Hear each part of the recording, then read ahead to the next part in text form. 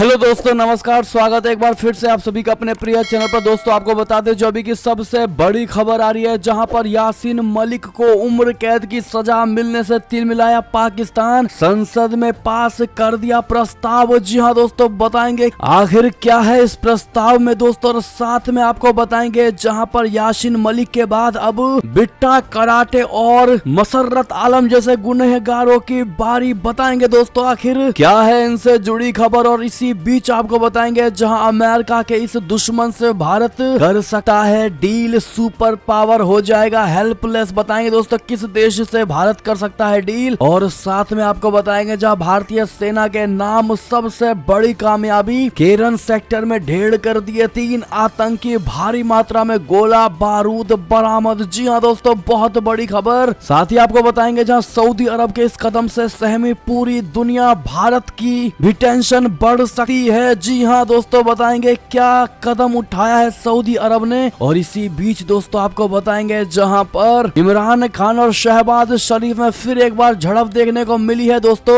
और साथ में आपको बताएंगे जहां चेन्नई में सीएम स्टालिन ने उठाया तमिल भाषा का मुद्दा, तो मंच पर ही पीएम मोदी जी ने दिया जवाब। जी हाँ दोस्तों, बताएंगे क्या जवाब दिया है मोदी जी ने। साथ में अगर आपका भी पोस्ट ऑफिस में बैंक अकाउंट है दोस्तों, और पोस्ट ऑफिस में आपकी कोई भी स्कीम चल रही है, तो आपके लिए बहुत बड़ी खबर है। साथ में बताएंगे जहां रेलवे का सबसे बड़ा फैसला, साथ ही हर तरह की जानकारी हम आपको भी बताने वाले हैं, तो आराम से बने रहेगा वीडियो के अंत तक। और अभी खबरों में आगे बढ़ने से पहले हमेशा की तरह मानते हैं कि मोदी जी है तो हर चीज संभव है, भारतीय सेना है तो अपना देश गर्व से जी रहा है दोस्तों, और आपको भी भारतीय होने पर शान है, और मानते हैं कि भारत देश अपना नंबर 1 देश, और भारत की यानी अपने देश की विदेश नीति सबसे बेस्ट है, सबसे टॉप की है। तो इस वीडियो को अभी कर दीजिए लाइक, चैनल को कर दीजिए सब्सक्राइब, बेल आइकन दबाइए, साथ ही कमेंट बॉक्स में लिख दीजिएगा जय हिंद। जी हाँ दोस्तों, तो चलते हैं पहली और सबसे बड़ी खबर की तरफ, जहां यासीन मलिक को उम्र कैद की सजा मिलने से तिलमिलाया पाकिस्तान। संसद में पास किया प्रस्ताव। जी हाँ दोस्तों, प्रतिबंधित संगठन जम्मू कश्मीर लिबरेशन फ्रंट के मुखिया यासीन मलिक को उम्र कैद की सजा मिलने पर पाकिस्तान तिलमिला गया है दोस्तों। गुरुवार को पाकिस्तान की संसद के संयुक्त सत्र में एक प्रस्ताव पारित किया गया, जिसमें यासीन मलिक की सजा का विरोध किया गया है। दिल्ली की एनआईए कोर्ट ने यासीन मलिक को 25 मई को टेरर फंडिंग के 2 मामलों में उम्र कैद की सजा सुनाई थी। मलिक को कुल 9 मामलों में सजा सुनाई गई थी, उस पर 10 लाख का जुर्माना भी लगाया गया था दोस्तों। हालांकि एनआईए ने यासीन मलिक को फांसी की सजा देने की मांग की थी। आपको बता दें यासीन मलिक को उम्र कैद मिलने के बाद पाकिस्तान के सभी हलकों से अब आवाजें उठने लगी है। पाकिस्तान के प्रधानमंत्री शहबाज शरीफ ने सभी देशों से अपील की थी कि वो मोदी सरकार के इस कदम का विरोध करें। पूर्व प्रधानमंत्री इमरान खान ने भी यासीन मलिक को दोषी ठहराए जाने को लेकर भारत की आलोचना की थी दोस्तों। यासीन मलिक की सजा को लेकर पाकिस्तान की सभी राजनीतिक पार्टियों में हलचल देखी गई है। इस मुद्दे पर सभी पार्टियां मलिक के समर्थन में बोल रही हैं दोस्तों। पाकिस्तान के प्रधानमंत्री शहबाज शरीफ ने मलिक के समर्थन में एक ट्वीट भी किया था दोस्तों, जिसमें लिखा था कि दुनिया को भारत के जम्मू कश्मीर में राजनीतिक कैदियों के साथ भारत सरकार के दुर्व्यवहार पर ध्यान देना चाहिए। प्रमुख कश्मीरी नेता यासीन मलिक को फर्जी आतंकवाद के आरोपों में दोषी ठहराया गया है। जी हाँ दोस्तों, मोदी सरकार को इसके लिए दोषी ठहराया जाना चाहिए। यानी कि दोस्तों पूरा पाकिस्तान तिलमिला उठा है दोस्तों,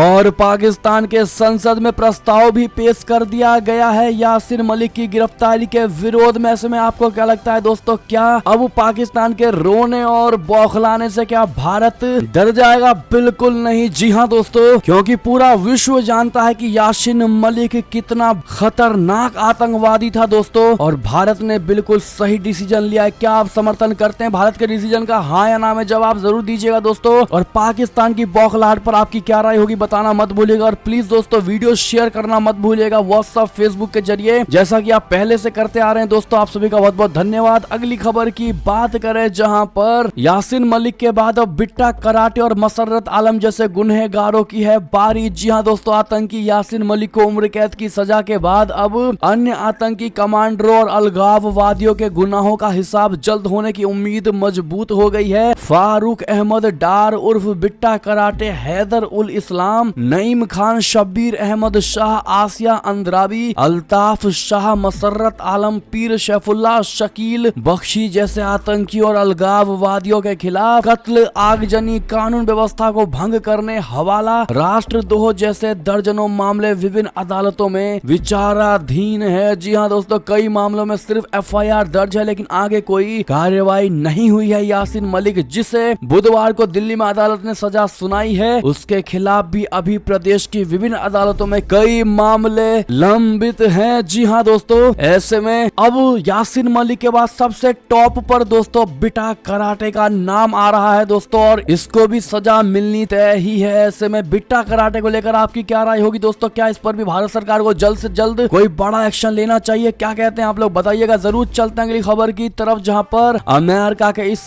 दुश्मन से भारत कर सकता है डील, सुपर पावर हो जाएगा हेल्पलेस। जी हाँ, यूक्रेन पर हमले के बाद अमेरिका और यूरोपीय देशों ने रशिया पर कई तरह के प्रतिबंध लगाए हैं। इन प्रतिबंधों में अमेरिका द्वारा रूसी तेल आयात बंद करना भी शामिल है दोस्तों। सिर्फ इतना ही नहीं, अमेरिका द्वारा अप्रत्यक्ष रूप से अन्य कई देशों पर भी रूसी तेल आयात बंद करने के लिए दबाव बनाते देखा गया है। उसने रूस को ग्लोबल पेमेंट सिस्टम बोले तो स्विफ्ट से भी बाहर कर दिया है, लेकिन इसके बावजूद खुद को सुपर पावर मानने वाला अमेरिका अब भारत के आगे हेल्पलेस महसूस कर सकता है, क्योंकि रशिया से तेल लेने के लिए भारत नए भुगतान तंत्र की तलाश कर रहा है। जी हाँ दोस्तों, समाचार एजेंसी PTI ने सूत्रों के हवाले से रिपोर्ट किया है कि भारत अब रशिया से तेल आयात करने के लिए रुपया रूबल भुगतान के बारे में विचार कर रहा है। जी हाँ दोस्तों, और अगर ऐसा होता है तो अमेरिका को सबसे बड़ा झटका लगेगा भारत से। जी हाँ दोस्तों, लेकिन जैसा कि हम अपने भारत को जानते हैं दोस्तों और मोदी सरकार को जानते हैं, भारत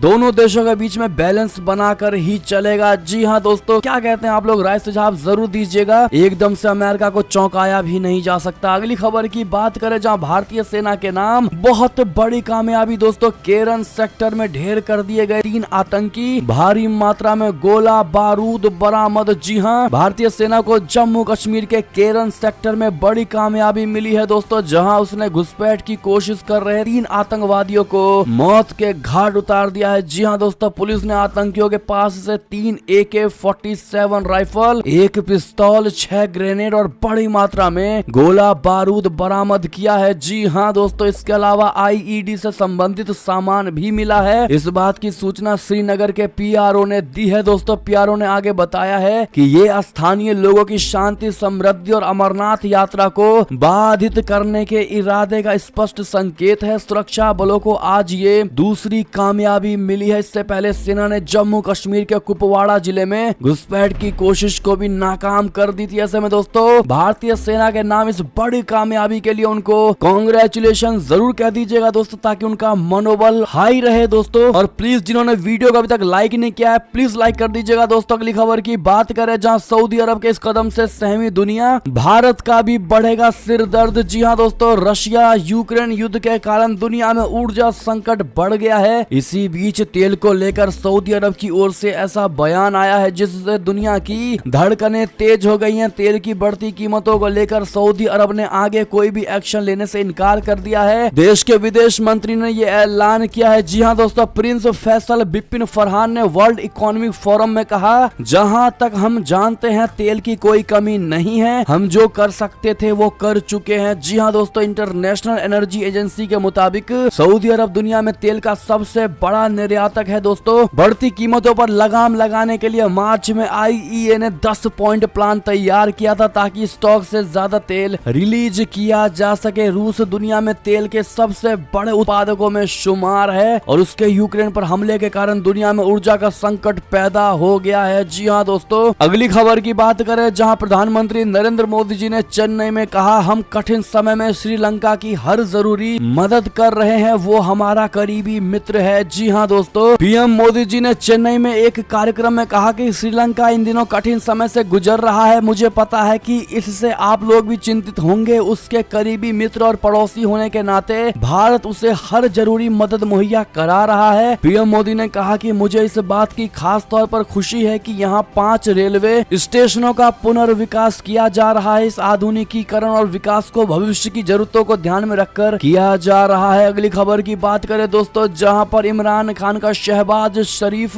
सरकार को बड़ा अल्टीमेटम, कहा 6 दिन के अंदर अंदर करे चुनाव का ऐलान वरना फिर लौटेंगे हम इस्लामाबाद। जी हाँ दोस्तों, पाकिस्तान के पूर्व प्रधान प्रधानमंत्री इमरान खान ने शहबाज सरकार को चुनाव का ऐलान कराने के लिए 6 दिन का अल्टीमेटम दिया है। उन्होंने कहा है कि सरकार 6 दिन में चुनाव की तारीख का ऐलान करे। यदि सरकार ने इस दौरान चुनाव की घोषणा नहीं की तो पूरा देश इस्लामाबाद लौट जाएगा। दरअसल पाकिस्तान में शहबाज शरीफ की सरकार के खिलाफ पूर्व प्रधानमंत्री इमरान खान ने आजादी मार्च बुलाया ताकि देश में नए सिरे से चुनाव कराने के लिए दबाव बनाया जा सके। पाकिस्तान तहरीक इंसाफ पार्टी के कार्यकर्ताओं की ओर से कई शहरों में विरोध प्रदर्शन किए गए, जिसे देखते हुए कई इलाकों में इंटरनेट सेवा पर भी रोक लगाई गई। जी हां दोस्तों, पुलिस ने भी मौके पर पहुंचकर कार्रवाई शुरू कर दी। ऐसे में देखना ये होगा कि क्या 6 दिन के अंदर अंदर शहबाज शरीफ कोई बड़ा ऐलान करती है चुनाव को लेकर या फिर नहीं। जी हां दोस्तों, अगली खबर की बात करें, जहां एक तरफ रशिया बरसाएगा न्यूक्लियर बम तो दूसरी तरफ चीन का सीक्रेट प्लान हुआ लीक। 14 इमरजेंसी ट्रांसफर सेंटर किए जा रहे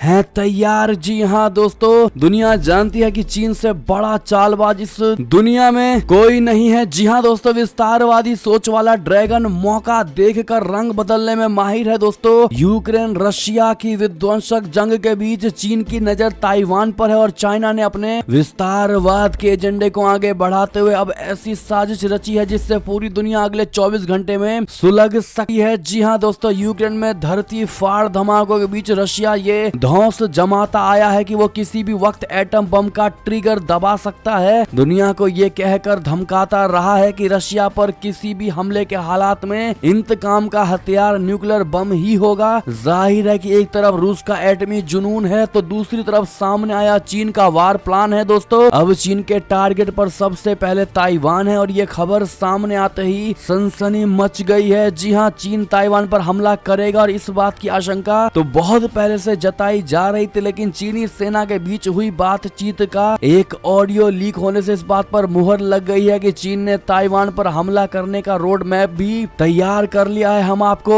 बताते हैं दोस्तों कि उस छोटे से ऑडियो क्लिप में आखिर क्या है। ऑडियो क्लिप में हुई बातचीत के मुताबिक चाइना 1,40,000 सैनिकों और 1358 टुकड़ियों के साथ हमले की तैयारी में है। इस हमले में 953 जहाज, 1653 मानव रहित उपकरण भी होंगे। 20 एयर नेवल बेस तैयार है। एयर स्ट्राइक के लिए ड्रोन है, समुद्री लड़ाई के लिए बोट है, निगरानी के लिए सैटेलाइट है। यही नहीं दोस्तों, निगरानी के लिए सैटेलाइट, ड्रोन और बोट का प्रोडक्शन बढ़ाने का भी ऑर्डर दिया गया है। बहुत बड़ी साजिश दोस्तों चाइना रच रहा था। 14 इमरजेंसी ट्रांसफर सेंटर और 5 शिपयार्ड भी तैयार किए जा रहे हैं। बहुत बड़ा खुलासा, बहुत बड़ी खबर है दोस्तों। अब आपको बता दें, इन खुलासे के बाद अमेरिका ने ड्रैगन को सबसे बड़ी धमकी दी दोस्तों, जिसके बाद अब बैकफुट पर आया चाइना। कहा सोलोमन द्वीप में सैन्य अड्डे का हमारा कोई इरादा नहीं। जी हां दोस्तों, यानी अमेरिका ने जब धमकी दिया तो चाइना अब झुकता हुआ नजर आ रहा है। लेकिन चाइना की ये बड़ी साजिश जो लीक हुई है दोस्तों, इससे साफ पता चलता है कि बैकएंड में चाइना बहुत बड़ा गेम खेल रहा है। ऐसे में अगर आप भी मानते दोस्तों कि चाइना जैसे देश पर बिल्कुल भरोसा नहीं करना चाहिए तो ये बात कमेंट में लिखना मत भूलिएगा। बढ़ते हैं अगली खबर की तरफ, जहां चीन के सैन्य अभ्यास के बाद जापान अमेरिका ने दिखाया दम, उड़ाए लड़ाकू विमान। जी हां, अमेरिकी राष्ट्रपति जो बाइडेन के जापान में मौजूद होने के दौरान रशिया और चीन के बम वर्षक विमानों की संयुक्त उड़ान के जवाब में जापान और अमेरिका ने जापान सागर के ऊपर अपने लड़ाकू विमानों की संयुक्त उड़ान को अंजाम दिया। जी हां दोस्तों, जापान के रक्षा बलों ने बृहस्पतिवार को कहा कि बुधवार को अमेरिका और जापान के 8 युद्धक विमानों ने उड़ान भरी। उन्होंने कहा कि इनमें अमेरिका के F-16 और जापान के लिए F-15 लड़ाकू विमान शामिल थे। बात करें दोस्तों अगली खबर की, जहां गुजरात के कच्छ में मुंद्रा बंदरगाह से 500 करोड़ की कोकीन हुई जब्त। DRI का बड़ा एक्शन। जी हां दोस्तों, राजस्व खुफिया निदेशालय यानी DRI ने गुजरात के कच्छ जिले में मुंद्रा बंदरगाह के पास एक कंटेनर से 56 किलोग्राम कोकीन जब्त की है, जिसकी कीमत करीब 500 करोड़ रुपए बताई जा रही है। और एक अधिकारी ने गुरुवार को यह जानकारी दी। हालांकि DRI ने के अधिकारियों ने जब्त किए गए मादक पदार्थ की कीमत का खुलासा नहीं किया, लेकिन इसके 500 करोड़ रुपए की कीमत होने की बात सामने आ रही है। जी हां दोस्तों, बढ़ते हैं अगली खबर की ओर, जहां पर UAE में हुए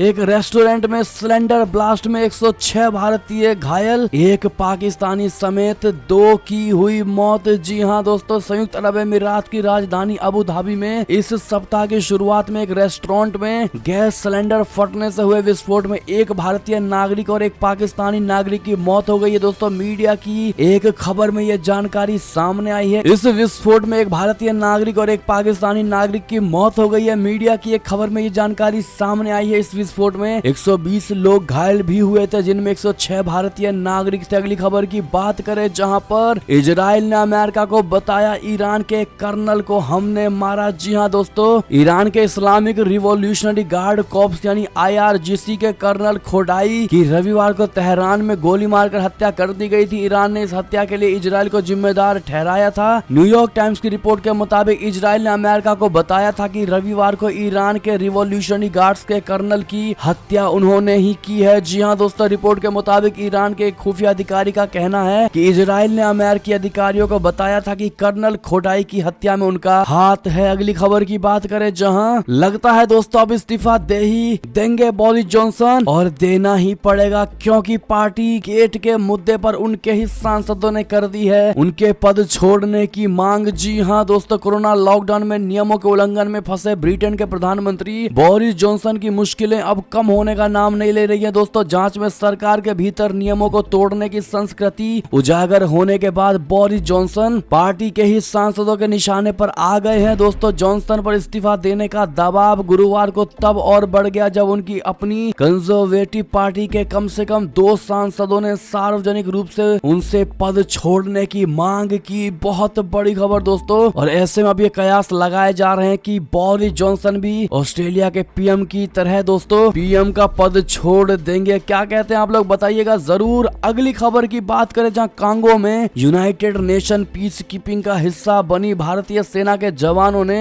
विद्रोहियों के हमलों को किया नाकाम। जी हाँ दोस्तों, अफ्रीकी देश डेमोक्रेटिक रिपब्लिक ऑफ कांगो में विद्रोहियों ने संयुक्त राष्ट्र की शांति सेना के भारतीय जवानों पर हमला कर दिया। यह हमला 22 मई को अचानक किया गया था। दोस्तों, इस हमले के दौरान विद्रोहियों ने गोलाबारी की और संयुक्त राष्ट्र और कांगो आर्मी के ठिकानों पर कब्जा करने की कोशिश की। मोनुस्को में भारतीय सेना की एक टुकड़ी भी शांति मिशन के तहत शामिल थी। जैसे ही हमला हुआ, भारतीय सैनिकों ने न केवल डटकर मुकाबला किया बल्कि विद्रोहियों को खदेड़ भी दिया। जी हाँ दोस्तों, बात करें अगली बड़ी खबर की, जहां पर इजराइल के रक्षा मंत्री अगले हफ्ते आएंगे। भारत द्विपक्षीय संबंधों पर भी होगी चर्चा। जी हाँ दोस्तों, इजराइल के रक्षा मंत्री बेनी गेंट्ज अगले हफ्ते भारत की यात्रा पर आएंगे। दोस्तों, गेंट्ज भारत और इजराइल के बीच 3 दशकों के राजनयिक संबंधों की मजबूती पर चर्चा करेंगे और एक मीडिया रिपोर्ट्स के मुताबिक गेंट्ज 1 जून को अपनी यात्रा पर रवाना होंगे। ऐसे में दोस्तों इनको मोस्ट वेलकम टू इंडिया कहना मत भूलिएगा। अगली खबर की बात करें दोस्तों, जहां पर महाराष्ट्र में फिर से डराने लगा कोरोना। 5 मार्च के बाद मिले सबसे ज्यादा केस। जी हाँ दोस्तों, महाराष्ट्र में कोरोना वायरस के रोजाना सामने आने वाले मामले 500 को पार कर गए हैं। दोस्तों, राज्य में गुरुवार को कोरोना वायरस के 511 नए मामले सामने आए हैं। दोस्तों, इसी के साथ राज्य में कोरोना के एक्टिव मामलों की संख्या 2361 पहुंच गई है और एक दिन पहले बुधवार को राज्य में कोरोना वायरस के 470 नए मामले सामने आए थे। इनमें से 350 केस अकेले मुंबई में ही मिले थे। जी हाँ दोस्तों, बात करें अगली खबर की, जहां चेन्नई में CM स्टालिन ने उठाया तमिल भाषा का मुद्दा। मंच पर ही PM मोदी जी ने दिया जवाब। जी हाँ दोस्तों, वैसे तो तमिलनाडु में बीजेपी और वहां की सत्ता में काबिज DMK एक दूसरे को धुर विरोधी हैं, लेकिन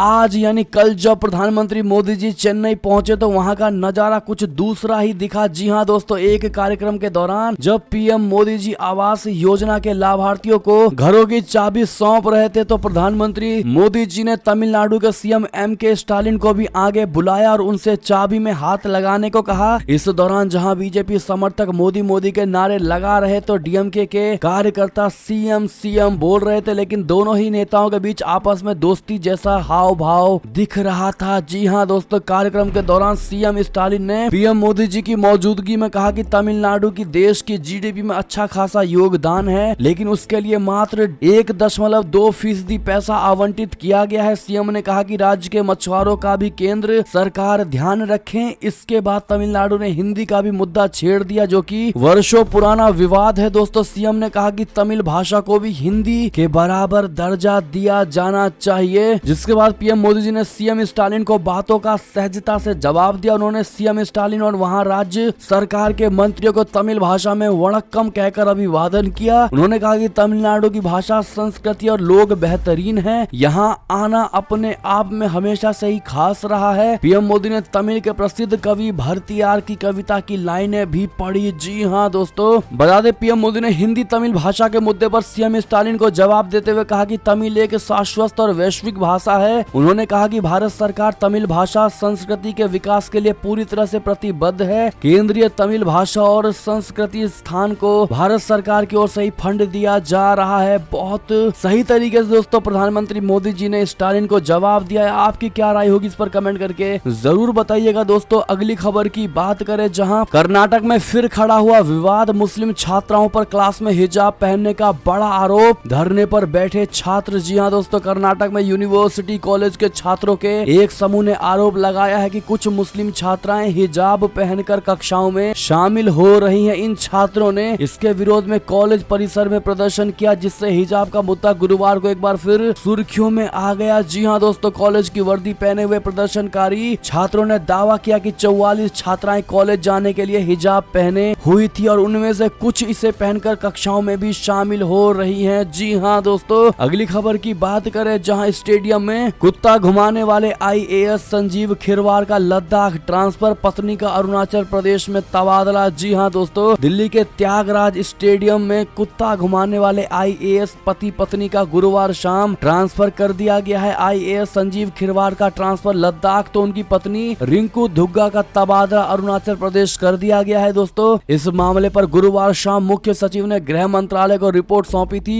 सूत्रों के मुताबिक रिपोर्ट के आधार पर आगे की कार्यवाही की जाएगी। जी हाँ दोस्तों, अगली खबर की बात करें, जहां पर उत्तर प्रदेश का उपयोगी बजट साल में मिलेंगे 2 मुफ्त गैस सिलेंडर, बुजुर्गों दिव्यांगों को 1000 रुपए की मिलेगी पेंशन। जी हाँ दोस्तों, प्रधानमंत्री उज्ज्वला योजना के तहत लाभार्थियों को 2 निःशुल्क एलपीजी सिलेंडर दिए जाएंगे। इसके लिए 6571 करोड़ 13 लाख रुपए की स्वीकृति दी गई है। दोस्तों वाराणसी और गोरखपुर में मेट्रो रेल शुरू करने के लिए 100 करोड़ रुपए का ऐलान किया गया है। यूपी के 1535 थानों में महिला हेल्प डेस्क की स्थापना की गई है। यूपी में अगले 5 साल में 4 लाख नौकरियां देने का लक्ष्य रखा गया है। दोस्तों अयोध्या में सूर्य कुंड के विकास के लिए 140 करोड़ रुपए का प्रावधान किया गया है। तो वहीं सीपेट केंद्र बनाने के लिए 35 करोड़ दिए जाएंगे। गरीबों को गरीब कल्याण कार्ड जारी करने का प्रस्ताव भी रखा गया है। सीएम योगी जी ने कहा, एक जिला एक उत्पाद योजना को बढ़ावा देने के लिए 200 करोड़ का प्रावधान किया गया है। Optical fibre cable network project के लिए 300 करोड़ रुपए दिए जाएंगे। सीएम योगी ने कहा, सामूहिक विवाह योजना जिसमें गरीब लड़कियों की शादी के लिए 51,000 रुपए उपलब्ध कराए जाते हैं, उसका बजट 250 करोड़ से बढ़ाकर 600 करोड़ रुपए किया गया है। जी हाँ दोस्तों, निराश्रित महिला पेंशन की राशि 300 से बढ़ाकर 1000 रुपए कर दी गई है। इसके लिए बजट 1812 करोड़ से बढ़ाकर 4032 करोड़ रुपए कर दिया गया है। जी हाँ दोस्तों, अगली बड़ी खबर की बात करें, जहां पोस्ट ऑफिस के खाता धारक भी रियल टाइम में कर सकेंगे मनी ट्रांसफर। जी हाँ दोस्तों,